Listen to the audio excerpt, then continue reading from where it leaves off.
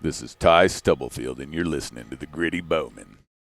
Hello, alright, you're listening to the Gritty Bowman, home of gritty bow hunting films, interviews, tall tales, and a wee bit of manly boasting. I'm South Cox, and you're listening to the Gritty Bowman. Hey, this is Corey Jacobson, and you're listening to the Gritty Bowman. We born and raised outdoors, and you've been listening to the Gritty Bowman. There you go. On this episode of Gritty Bowman, we are back in Tamarack, Idaho for the annual Northwest Mountain Challenge archery shoot, and we talked to Ty Stubblefield and Josh Keller of Born and Raised Outdoors. We discussed Ty's new role with backcountry hunters and anglers as chapter coordinator, and the importance of conservation, the threat against our hunting lifestyle, and how we can join the fight to preserve our traditions, values, and way of life. If you're not familiar with Born and Raised Outdoors, you should take some time to get to know these boys through their films, which are some of the most real, honest, and entertaining elk films I've seen. If you like the show, please go to our website at grittybowman.com and subscribe to this podcast and tell your mates and pals about us. Do us a favour and please take a moment to leave us a rating or a review on iTunes or on our YouTube channel. Send your questions and podcast ideas to grittybowman@gmail.com. If you're listening to this on iTunes, you can see the video version of this podcast on our website at www.grittybowman.com. If you missed the Northwest Mountain Challenge in Tamarack, Idaho, you can still attend the Northwest Mountain Challenge at the Hoodoo Ski Resort in Oregon on July 24th, 25th, and 26th. There are 4 3D courses on the mountain, including a kids course. There are archery competitions, raffles, and more. The Full Draw Film Tour will be at Hoodoo Saturday night with a presentation of the film tour on a big outdoor screen. And you can see our film there. We hope to see you at Hoodoo. I really hope you enjoy this podcast because it's important. The opposition facing hunters today is very real, and Ty Stubblefield is one of those people who is on the front lines battling to keep our public lands public. As you listen to today's podcast, please consider what you're doing to make a difference in preserving the way of life you believe in. I am Brian Call, and I'm your host. My fellow Gritty Bowman, Anthony Spencer, is my co-host, and without further ado, here's today's podcast.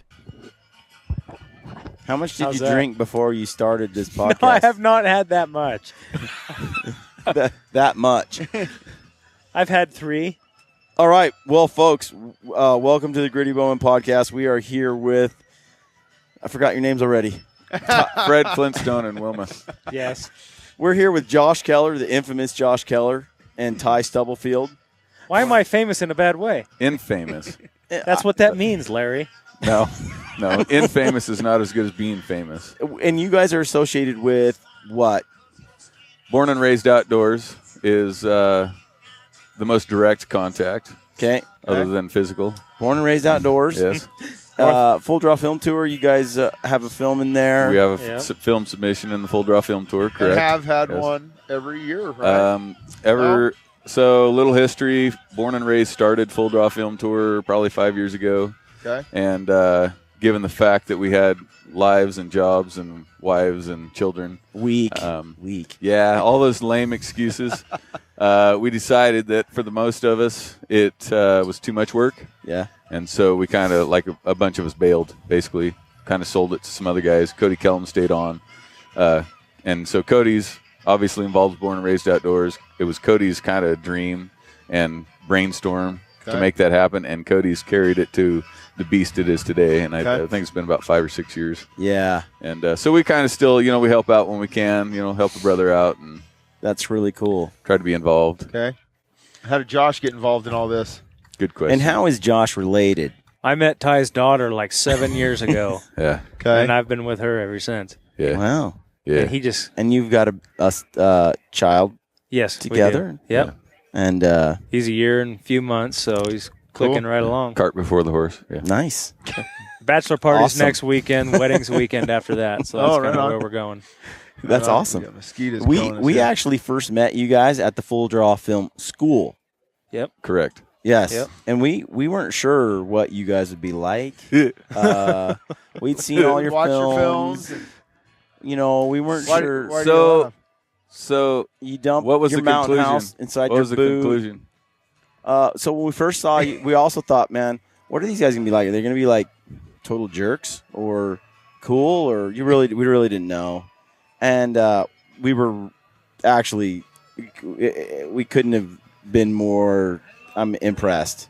I mean, you guys are just the coolest group ever. Really? Yeah, Really? absolutely. Well, thank you. Thank you. They didn't like we- us very much. I can see that. What? Totally. They're like, dang, we didn't feel that way about you guys. No, we never really know what kind of reaction we're going to get, Oh, it Yeah, was, you're kind of like that. I can see that. We're pretty unfiltered. I will say it was intense. I mean, you guys came in and the whole vibe changed in like Really? about 5 minutes. 'Cause yeah. we Well, you were superstars. So let's back number that one. up. We came in late, Yep. Yes. as usual. Shouting. That's our motto. Loud. I think there was And chest bumping and There was a little action going on. We thought about if there was ropes, we would have come in on ropes, but we didn't want to tear the joint up. But yeah, No, Yeah. that was Good cool. times. No, it we was actually really cool. we ended up getting paired up together. Ty and I were on the same team. yeah. We got mosquitoes all over here tonight. I got with Brian And you were with because Brian. he had talent and I had Yeah. quite a lack thereof. I think So That's think- kind of how I was. I think you guys are missing the whole talent. we were of your with group. Christy Town Yeah. with Christy Titus. Yeah, which Christy. we were Who was the real talent? right. Yes. And so Josh and I got to hang out with Christy all weekend. Yeah. But we got Walt Ramage, who is probably just as pretty as Christy. Yeah, yeah. Well, It smelt as good. Yeah,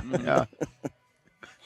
Yeah, I don't know where to go from here. It's like- it's going. You were talking about how cool we were. So Yeah, you that's can right. get to that. yes, it was a cool group. I think also that full draw film school, we learned a lot there, and it was big.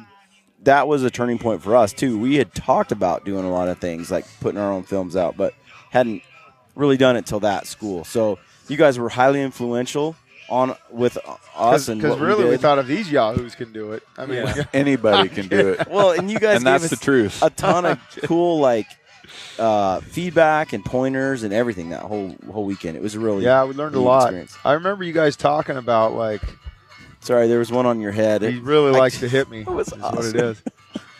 Talking about feeling like you guys had arrived. Do you remember what I'm referring to? You probably don't remember what I'm referring to. I think you had received your first free pair of pants, and you felt like you guys had just arrived as a group. Yeah, yeah. But Yeah. I'm joking, but you guys kind of just talked about what that was like to go start from scratch, see if you guys could do this, see if anybody'd like it. And then you guys had some success, right? Yeah. I mean, right from the get-go. You guys are selling I mean, DVDs. And We started because basically we felt like the reality of hunting wasn't being portrayed. It just wasn't real. I mean, what was on the market, in our opinion, was not real. Yeah. It didn't have the true real emotion. The editing was, took a lot of the realism out of it, and it just, this perception that TV, doesn't bring the hunt to the television screen. Right. And Yeah. and so we had this brilliant idea to buy a camera and start filming our hunts, and we literally got the camera like the week before season started, and we were all standing there when it Nothing's arrived. changed, This by the box, way. Everything happens Yeah. a week you, before hey, if season. it works, Exactly. it's Yeah. worked. So Nothing's changed there. And we're all looking at it. We're like, how do you turn that on? touch it. Touch How it. do you, literally in a circle, and I'm here's going to this touch box. it. You touch it. So it was all the school of hard knocks. I mean, Yeah. and we really don't know much more from that day now. But what we do know is it's hard work. Yeah. Well, let's talk about that for a minute. Like actual films, your films have been a hit. Like every Western hunter, every hunter that we know that has watched them have really enjoyed them, especially those do-it-yourself hunting guys, right? Especially if you're from the Northwest and you've chased, blacktails and rosies. It's just a really special film. What do you think made the difference between what you were doing and the other ones that were out there that just didn't gain as much recognition? Because I think probably a lot of that's personality. We're a pretty diverse group when it comes to personalities. I mean, we cover the gamut. We've got just covered all. Yeah. But I think everybody can relate to us. We have a good time, and we try to portray that. Yeah. And it's, we don't stage anything. I mean, it's, emotion. You guys have worked hard at that too, huh? Yeah.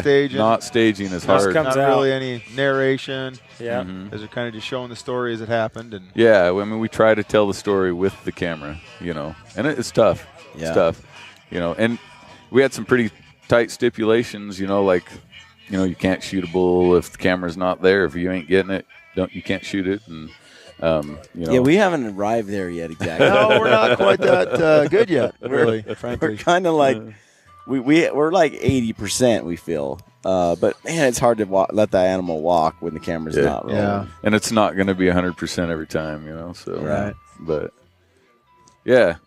Well, I got some more questions here but before we get into, because we want to talk to you about your job, conservation, what you're about, what your future has, But before we get into that, we wanted to ask you a couple more questions about, because I've kind of wondered this, and I haven't got the scoop really, because you guys don't really, it's not as, you guys aren't posting your lives out on Instagram and Facebook the way I would like. Okay, so Careful what you ask yeah, for. but what I'm wondering is, when you guys go out in the woods, Josh, Yes. when you're out in the woods and you're hunting, okay, Yes. but not just out in the woods, but hunting out in the woods. Yeah. What is it like? Who is the ice in the veins? Can shoot? Like, who is the best under pressure shooter in Born and Raised? So, like when we first started or now? Oh, has it changed? How about both? First started. I don't know. The So I'm just going to evolution. go with my experience. I used to always think it was Ty. I'm like, this guy, he could just put a whole quiver in anything he comes across. And then you've got Trent, and it's like, no matter whatever happens, it seems like when Trent steps up to the plate, it's just like, oh, It's he's gonna just going die. to kill it. Yeah. And that's kind of how Trent preaches it. He's like, you got to walk up to that thing, and you're like, I'm going to kill it. I'm killing this bull. It's going down. So, I don't know. It's kind of a Is that toss what you- between what do the you two. think? Are you in agreement, Or Ty? were you just going to say you? Me, yeah. All right. I'll go with that. No, there's some history to that, actually. So, Yeah. like, when I joined in on Born and Raised, like, I'd been bow hunting for 12 years or something to that effect, and I'd killed a few elk, and I was a really great elk hunter. I mean, I was phenomenal. and Phenomenal. humble, lots of humility. Right, and not a killer, though. I was not a killer. Like, tons of, like, close encounters, calling in, Yeah. hunting by myself, and couldn't get it done, Yeah. And it was actually Daryl, Trent and Trevor's dad. Mm-hmm. The very first year that we filmed, I actually got to go spend some time with Daryl. And Daryl is like old school killing machine. I mean, he's a faller. He's a tough man, and he's very honorable, very respectful guy. And I got to hunt with him for like a week and learned more in that week than the 10 or 12 years of hunting by myself. Wow. And it flipped a switch for me. And it's just like what Trent says, he learned this from his father. You have to have the confidence when you are there in that situation. You just have to have the confidence to know that you're going to kill that animal, you know. And if you have that confidence, 90% chance you're going to get it done. Yeah. And that I learned from Daryl. And Daryl just taught me that you have to be ready when the chance comes, and you have to have the confidence to know that you can hit that animal just like you could a target.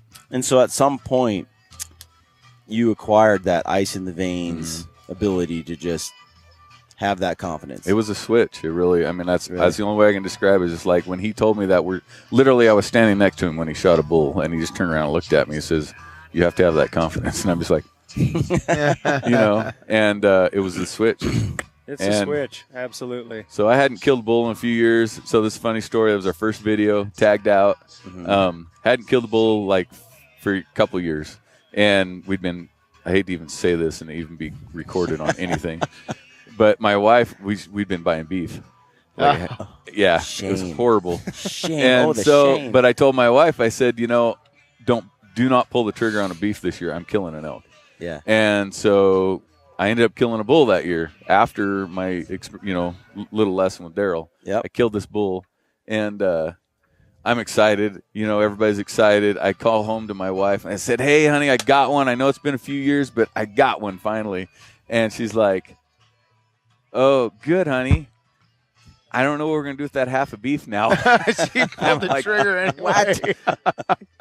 So she had a lot of faith in me. But that was, I mean, and it's been all just, I've been very blessed since then that, and I've been fortunate and blessed every year to be successful.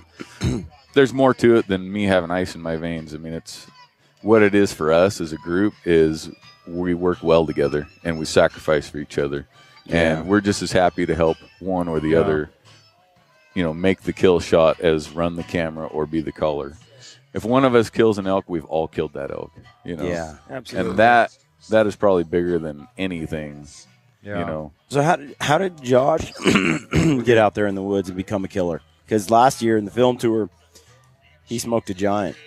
And had probably one of the best post-shot reactions Ever. I've seen on film. I mean, you kind of have a It was a mixture of kinda have awe and I can't believe that just happened and what do I do next? You kind of have a goofy look all the time, but this was like It was classic. Yeah, no, tell us about this. Tell about the bull. Yeah, like It's just like Ty says, I mean, how me finding my switch. So there's learning how to elk hunt. You're trying to maintain your composure, kill this animal, and you're just like almost in panic mode, freaking out, dropping arrows on the ground, trying to pick them up, kill an animal with it. It's like meltdown. And then there's this switch you got to flip, and then there's like I killed my first bull by myself, and it was a good day. It was the right day for the bull, right day for me. Yeah. I flipped the switch, and I just did it. Yeah. So, Yeah. anyways, last year's bull, same thing. The whole time I'm just like, my chest is pounding, and I'm just fighting that urge to panic, but I've got the switch turned and just sealed the deal. So Yeah. That was cool. For me, it's Very definitely a cool. switch, and I know when I don't have it. And honestly, if I don't have it, I'll just stop and stare at the ground until I could get something together and try to get that switch in the right position. Seen that look? What are you doing? I don't know. But that's happened a few times, actually. I'm just staring and okay, we're gonna hunt again. So on that same note, who in the group, if you have to have someone calling for you, who's the master? Who's that person you want behind you doing that? Who do we think it is, or who thinks they're the best? Yeah, Both. there we go. There's never really a clear-cut That's answer it with you guys, is there? Yeah. There's multiple answers. So All of us think. right. So like if you were to go to an RMEF banquet and be or Corey Jacobson's contest, calling contest, that'd be a toss-up probably between Trevor and Cody as far as being pretty boy elk callers. Okay. Trevor's pretty bullying with his calls. He's Trevor- pretty vicious. Trevor's pretty vicious with the bugle, and I probably have the best cow call in the group. I'll be honest, Nice. but Do you have to squeeze? Do you have Is to it squeeze? soft and gentle? I can pretty much cover all the gamuts of Yeah. the cow call. Wow. I can be soft and sultry, or I can be really excited. Anthony's very good at those as Temperance. well. Yes. So I can work the cow call. I've got the most underestimated bugle of the group. Okay. What do you mean So- underestimated? So everybody makes fun of me. My bugle's a little soft. My bugle's not as I don't cover all the tones. It's kind of a constipated deal. It's just. And then- That's pretty accurate. that's actually what we got. I gotta admit, that's a pretty good rendition right there. It was pretty good, actually. Yeah. He So- pretty much nailed it. Everybody makes fun because it's the same one over and over again. I don't really change it up because it works. It works I was for gonna me. say, 'cause So it's they all make fun of me, but I've called in several of my bulls to myself with my bugle. Yeah. And then I'm like, how do you like me now? We had the same But, talk with Corey that there's elk calling, like at the RMEF, like you're saying, Right. on a stage, and then there's calling elk, Yeah. out in the field, and they're not always one and the same. Yeah. Well, we just talked to Rocky today, his dad, and he said, yeah, you're better off if you can elk call, like on a stage, but that doesn't necessarily mean you're a good elk caller. And Yeah. can call them in, know Yeah. when to say, what to say, and things like that. Yeah. The advantage is the fact that we have 5 different elk calls Yeah. in the group, 5 different bugles, Five 5 different different cow guys. calls, Yeah. 6, and so last year's pretty good example, opening day, there's elk, we're in bulls are bugling, and we're on this ridge about ready to dive into a hole, and Josh bugles, and all it lights up. like the whole canyon. There's like 5 bulls in this canyon. They light up, and I bugle and it's silent. Like, really? Really? We've had that. So we do that like 2 or 3 times just to verify that, yeah, I suck that bad.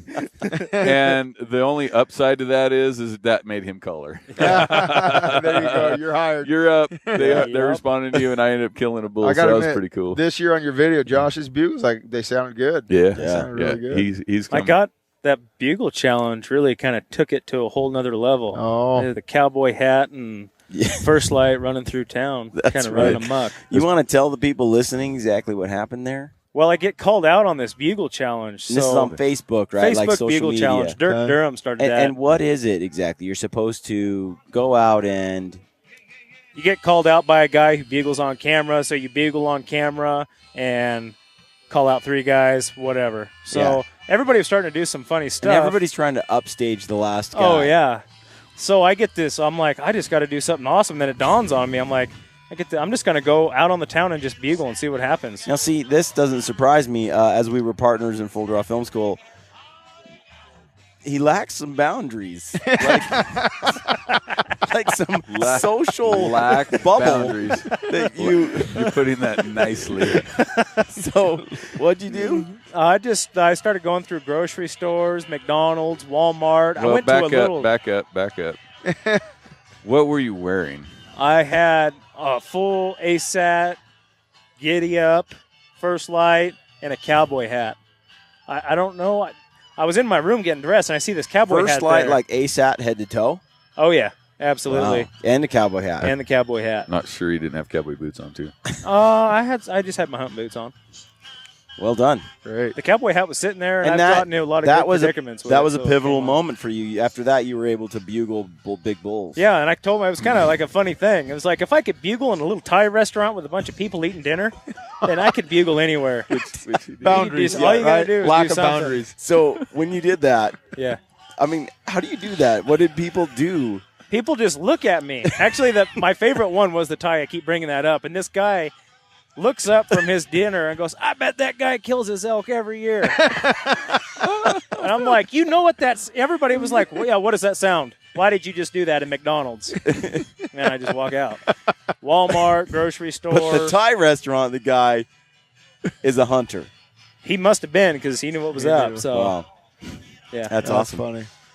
All right. Yeah. So next question. Tell us some about backcountry hunters and anglers and what your role is. Okay, so we got to get serious now, huh? Yeah. All yeah.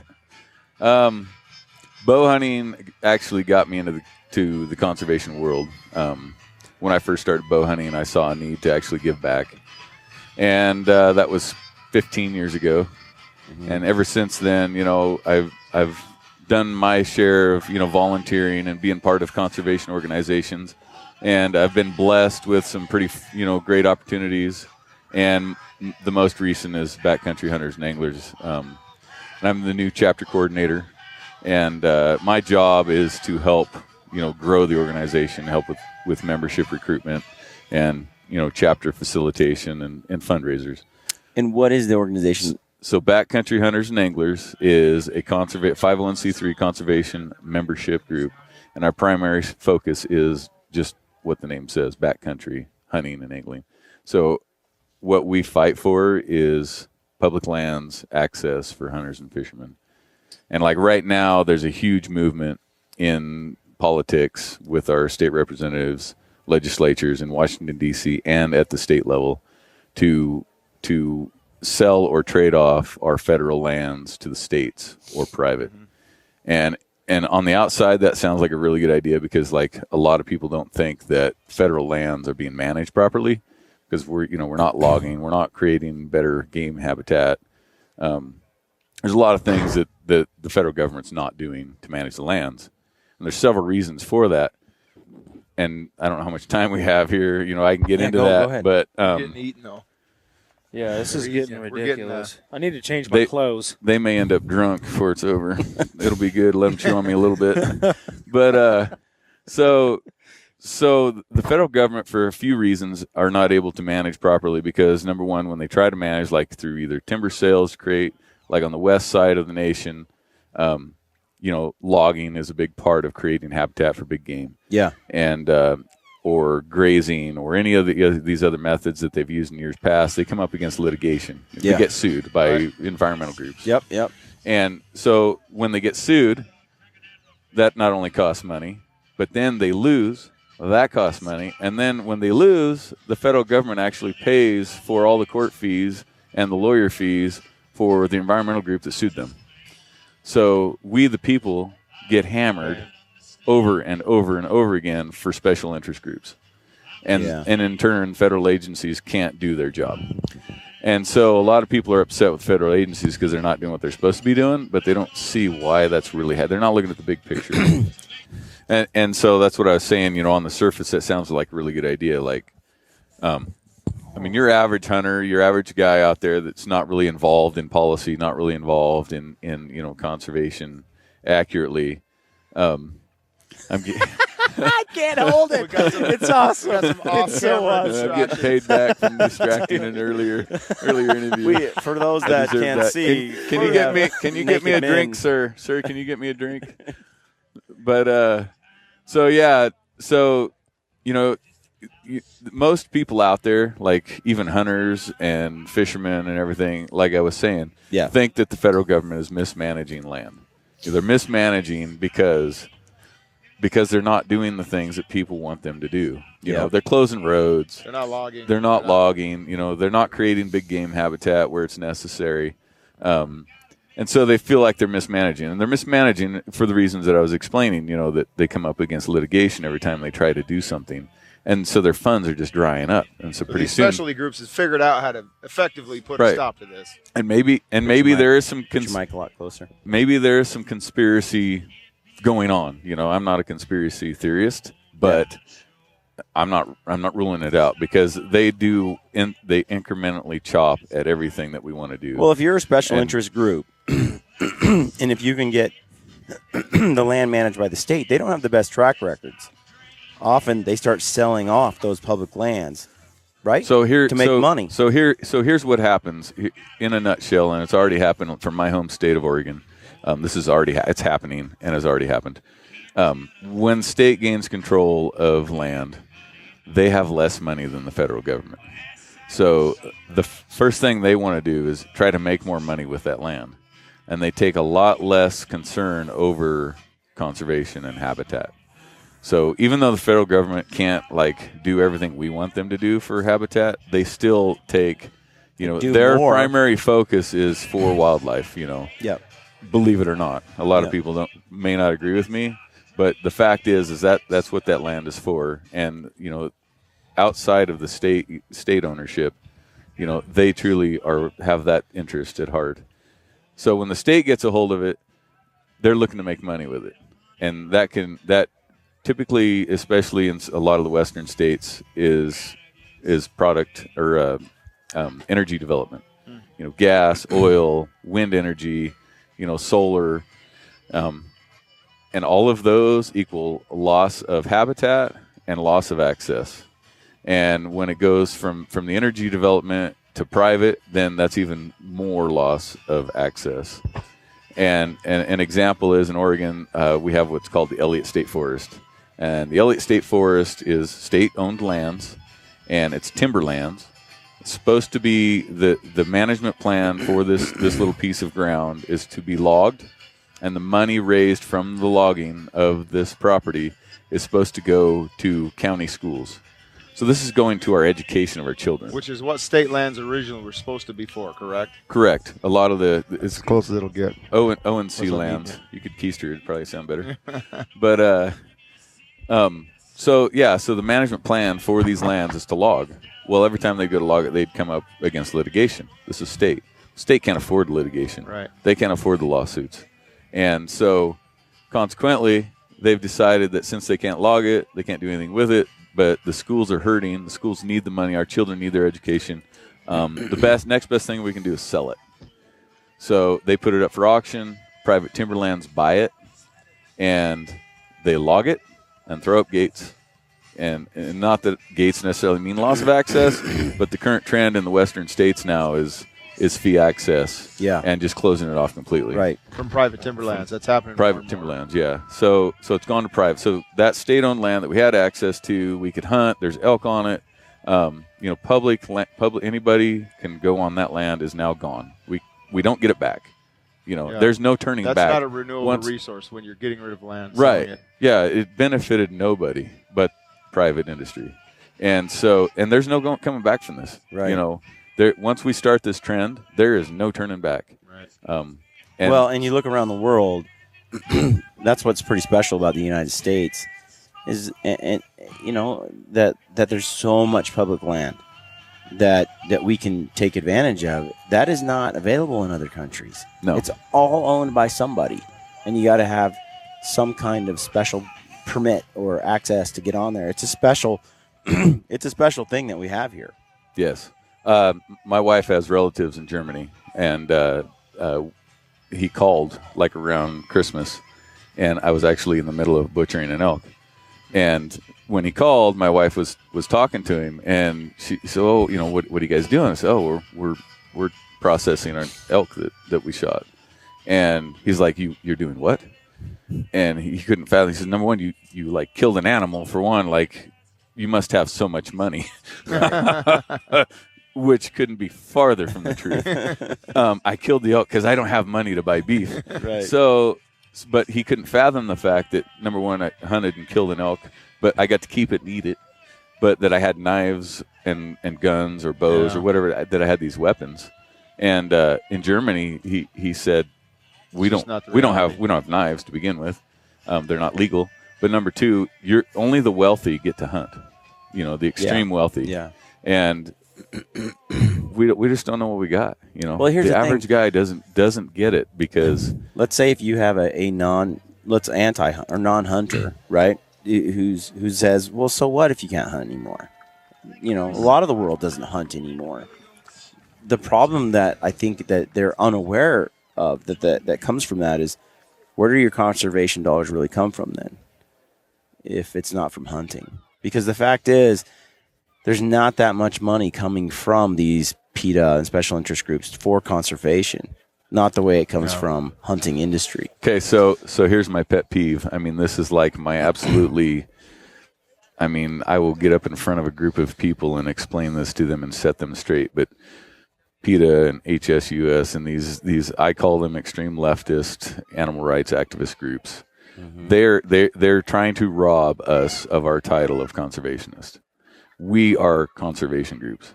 And I've sat in on lots of policy issues. I've sat in on working groups for land issues and for wildlife issues. And every one of them I sit in on, like, somehow we've been robbed of our title for conservation. And these sportsmen, yeah. And somehow we've been robbed of this title of conservation. We are the conservationists. Yes. Those guys, they put $0 on the ground for conservation. For wildlife. Yes. And yet they claim to be the defenders of wildlife, but yet they don't do anything to better, wildlife. Yep. That's what I was going to say. It's primarily an emotional thing that they engage in. Yeah. They show some poor animal that's wounded or hurt and then go on about how we need to stop this. But it doesn't go into, there's no actually money spent on improving habitat or actually saving or improving. There's more elk and deer now than there ever has been. Yeah, they capitalize on the heartstrings, for sure, and misinformation. But I want to get back to because you asked me about what BHA does, but I wanted to explain, one of the major fights that we're on right now. But in a nutshell, it's about public lands. It's about conservation. It's about habitat. It's about wildlife. But our primary fight is public lands and defeating this trend and it's not new trend. It's actually been around for years, but it's getting stronger. And it's real. It's very real. Right. And as hunters, as the whole group of us, we're very I don't even know what the right word is, but we're more apt to not address an issue until it directly affects us, until we get slapped in the face with the fact that our honey hole, the place that we've hunted for the last 20 years, has now been sold to a private timberlands, and now we can't hunt it. Right. At that point, we'll realize, yeah, this is real. But it's too But late. before that, right, and it's too late at that point. But before that, we're just going to go about doing our thing, you know. We're going to go fishing, we're going to go hunting, we're going to go camping. Not affecting our little world, yeah, our little circle, yeah, right? just leave us in a little circle, we're fine. But the fact of the matter is it's very real, and it's very possible right now, and that we lose the very lands that, you know, we have. And so that's BHA's primary fight right now is the retention of public lands to federal hands. And so how do people support BHA, and how do people get involved in conservation? How do hunters get involved in conservation then? So, you know, and there's tons of conservation groups out there, you know, and Ducks Unlimited, Rocky Mountain Elk Foundation, Pheasants Forever, Mule Deer Foundation. They're all great organizations, and they all have a focus, and they all have a cause. The one thing that, like, BHA has, you know, that's a little different is that we're fighting for these lands, and without these lands, it doesn't matter how much money we put on the ground. It doesn't matter how many animals are out there. It doesn't matter the wildlife populations, the habitat. None of that matters if we don't maintain access to those lands. You know, and how is so, BHA doing that then? So What are they BHA doing? is fighting like at the state level. Okay. So BHA is fight. So like we're like a small army. We're like this little army, but it's like a special forces army. I mean, everybody that's involved right now is involved in policy, and it's a lot of what, you know, these other groups have done. The, you know, the animal rights activist groups, you know, they've learned that the battle's won at the legislative level. The battle's won through litigation, and BHA is taking that very tactic. And we have some of the most elite volunteers on, you know, in the conservation world. And we're fighting it not only at the state level, but at the national level, and very actively, very, very actively. In the courtroom. Well, you know, it is not really coming to the courtroom just yet. Yeah. So like right now, it's on the steps of Washington D.C. You know, it's at our nation's capital. Got it. It's at our state capital. It's working with our wildlife management, you know, wildlife state agencies, and, you know, and the federal lands agencies. And so that's where the battle's won. I mean, it doesn't matter how much money you put into the ground. I mean, you could put millions and millions of dollars into habitat. Yeah. But at the end of the day, that has very little relevance on protecting hunting, protecting public lands, because that's where we're being attacked. You know, it's like being in a war, you know, and like the war is being, you know, that we're being attacked from the top of the mountain, and we're going around the other side and fighting the war clear over there. Yeah. But the attack's coming from the top, and we go around the other side of the mountain, and we're looking off into the sunset, and we're just getting hit, and taking every hit. And BHA is taking the fight where the fight's being, you know, battle's being fought. So how do hunters get involved? So BHA is a 501c3 nonprofit, like I said earlier, and we're a membership group. We rely on volunteers, and so you can join BHA preferably through the website. It's backcountryhunters.org. You can get on the website. We've got 17 state chapters now and growing. You know, Alaska to New York, and Arizona to California. You know, we have some really strong chapters, and we're actually sitting in Idaho right now, and Idaho's got probably one of the strongest chapters right now. But you know, we're relatively small organization. I mean, we're 3,000 members currently with 17 chapters. Well, there's 50 states, and there's, you know, how many million hunters in the nation right now. So any hunter, like especially on the west side, but even on the east side of our nation, you know, those folks, a lot, like we hunt Colorado, like Josh has got to go to Colorado with us. We've hunted Wyoming, and we run into all kinds of people in the woods, you know. And when we've hunted Colorado the last couple of years, we run into nobody from Colorado, like zero guys from Colorado, North Carolina, Pennsylvania, Kentucky, you know, these Texas. guys, these guys that live in the east dream about hunting elk in the west.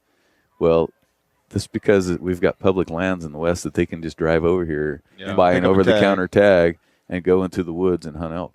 and so those guys, special. it's very special. It's awesome. And and we can meet those guys out there, and they're good people, and those are the guys we have to reach them too, because it's affecting those trips. They may only get to do this once, twice, 3 times in their lifetime, but they get to do it. They can't do that. You can't hunt elk. Well, you can hunt elk in Pennsylvania, but it's not that easy. There's not very much public lands. So hunters can join, become members of BHA. They can donate. You can absolutely, yeah. I mean, you can donate. You can either donate financially if you don't have the time, or you can donate the time. And like I said, BHA right now is just like an elite special forces. I mean, they're very dedicated and very, very hardworking on policies, at the state level, and there's just some very hardworking, intelligent people working on these issues right now, and it takes that. I mean, it takes local level issues. Our Montana chapter. I'm going to really mess this up because I can't remember the name of the river, but there was a wildlife area in Montana, and the wildlife. Montana Fish and Wildlife, they were proposing to run a road right through the middle of this huge wildlife area where the only access at this point is from the boundaries of the wildlife area. Like you can park and hike in, or you can raft the river and have access from the river. But and it was a wild and scenic river, just a gorgeous, beautiful country that very, very little country exists like this in the world today. And they were proposing to punch a road to the river and put up an RV park. And to increase access, and our Montana chapter defeated that. They worked with the agency, and basically fought that and got that shut down. So they were successful in protecting this wildlife area, the habitat, and the wildness in the backcountry, of Montana. And so it's But with that said, if we need more people to join. We need more people to help in this fight, because that one issue, there's 10 more in Montana. Yeah. Right. And we can't fight them fights all. all over, huh? It is. Yeah. So. Well, we joined tonight. Brian, I think you were already a member. Yep. And Ben and I joined tonight. Yep. I think we're all members sitting here now. And really, that's the reality, huh? This little thing, is it really a big deal that I spent the money on a membership? To me, no, it's not. It's not a big chunk of my life, right? Mm-hmm. But there's so many people that just sit back and don't do anything about it.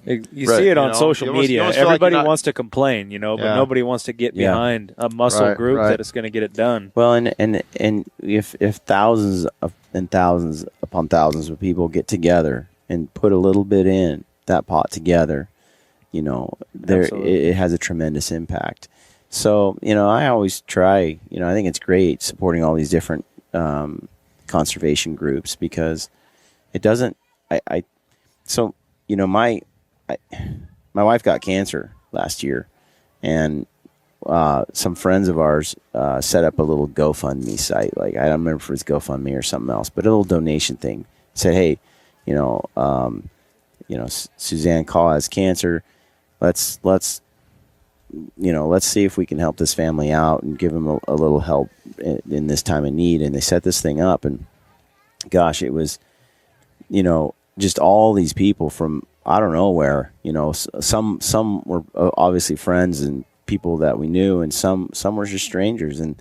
But they just donated $5 here and $10 there and $20 here. And before we know it, we had like all this money to kind of help pay for some of these medical expenses and get her a wig and some things like that it's like all those little gestures added up to be something really big. And that's how I see this organization, right? This sort of thing is, it's all these different hunters pitching in just a little bit, and it has a tremendous impact on the power of what they can do, So yeah, absolutely. That's huge. I mean, that's a big deal. The value, like for us right now, and all the work that we're doing in Washington D.C., the value really isn't so much financially. Of course, that's what makes the organization tick. It's what helps us fund and be able to, spend the time in Washington D.C. because it's not cheap. But where the value comes is when you knock on a congressman's door who's like, like about ready to throw a bad vote for a bad bill, and you knock on his door and you say, you know, we've got 30,000 members in your state, and they all vote, and you know, you're about to vote on this poor bill that's really going to hurt sportsmen's and, you know, hunters, and Yeah. when you go and knock on their door and tell them that something like that, it really makes them think, you know, Yeah. those are the people that vote. And so That's where I've seen that's some where of the those, value really some of those comes. things where you're like, hey guys, we need you to band together and write a letter, you know, and sign this and send this. Here's the email. You guys like spoon feed it to us. All we got to do is like check a few boxes, take a half hour and do it, or 10 Couple minutes. comments, send it in. Yep. Okay. Yeah. That's cool too. I mean, Letters are huge. I mean, it doesn't seem like it, but like if you don't have a voice, if you don't get your dog in the fight, you're out. Yeah. You know, if you're not involved in this policy, you do not have an opinion. And that's just the way it is. And so writing these letters and showing the support and showing how many sportsmen are really out there and that we care, that's huge. I mean, you can't buy that. Well, Ty, we want to thank you and Josh for coming on, and we'll put some notes and some links in our show notes to all the stuff we talked about in here. Absolutely. And we'll see you guys in 3 weeks at the Hoodoo shoot, huh? Yeah. Be down there. That's forward right, to it. folks. You know, the Hoodoo shoot's coming up. That's just like this Northwest Mountain Challenge venue where we're at here, but right there in Oregon. So it is part of the Northwest Mountain Challenge. So second leg. Yep, second leg. At Bend, Oregon. This event has been incredible. And, I mean, it doesn't hurt the fact that I beat Anthony on the 3D shoot for the first time. You had to get that in. That in is my life. The icing. For the first time. Right icing on the cake. That's right. I really beat him, dude. I beat him. So, it's all right. You know what's cool? We all have our days. Yeah, for those who haven't been here, though, it's not just the shoot that's cool. I mean, the shoot's awesome. It's challenging. It's hard. It's awesome. But, I mean, it's the people. You're rubbing shoulders with all It's the awesome people. Really. That's what Ty and I were talking about. You can shoot your bow, you know, in a lot of places, but you're rubbing shoulders with some cool people here. Always making friends. We've been here twice now. Dude, made friends every time we families come. belong here. Yes. It's just a cool family thing, pretty too. Cool. Very good. Yeah, very great family environment. I was told today, though, actually, that it's never been this hot here, ever. Yeah, so, dude. It's a little hot. It's pretty brutal. We've Those swam guys, in the lake 3 times in 2 days. That's where we've been taking our best, too. So. But so like that's the cool thing about what we're all doing. You know, I mean, none of us are obviously doing this to get rich because there's zero money in it. But we're doing it because, number one, we're passionate about what we do, and we're passionate about making a difference. Yeah. But above that, you know, it's the people. I mean, you know, we've probably never told you guys this, but we think very highly of you guys. We think you're awesome people, and we very much enjoy interacting with you in every shape or form. In fact, Josh, very jealous we didn't get a shoot with you guys. Josh and I were talking today. We're wearing the old staffer shirts for the Northwest Mountain Challenge, and we're just taking deep breaths and like, man, those guys are just having a blast today, and we're down here slaving away. It was cool. We really did miss out, but you guys are great people, and thank you. But yeah, appreciate that. We feel the same. All right, guys, it's been cool. Thanks for having us. Yeah, stay gritty. Keep up the good work. Okay, friends, if you aren't already a member of BHA, Backcountry Hunters and Anglers, please go to the show notes of this podcast and sign up to be a member and do what you can to support the efforts of this great organization. And don't just stop there. Support other organizations like Mule Deer Foundation, Rocky Mountain Elk Foundation, Ducks Unlimited, etc. Hunters are conservationists. We make a huge difference. Get behind these organizations and support them if you believe in what they're doing. I put links to these organizations in the show notes for this podcast on our website at grittybowman.com. Check out the links and do what you can. As always, thanks for all of your support for our podcast. A huge thanks to those who have left us a review on iTunes. Those make a difference. And a huge thanks to the Full Draw Film Tour for selecting our film and sharing it in their tour this year. If you haven't seen it yet, find out when the tour is coming to a city near you and go watch it. Take your whole family. It's an awesome time with the kids and friends. The film tour will be in Salt Lake City on Thursday, July 16th, in Fort Collins, Colorado, July 17th, in Denver, Colorado, July 18th, and Hoodoo, Oregon, July 25th, and in Hays, Kansas on July 25th. These are just a few of the cities the tour is traveling to in the next couple of weeks. You can see the complete tour schedule on the Full Draw Film Tour website. Go to fulldrawfilmtour.com, all one word. There will be a link for the tour website in our show notes. Go to the tour, take your family, and tell us what you think of our film. Thanks again for listening. The fall hunting season is fast approaching. Good luck this season on your hunts, and stay gritty. Gritty Bowman.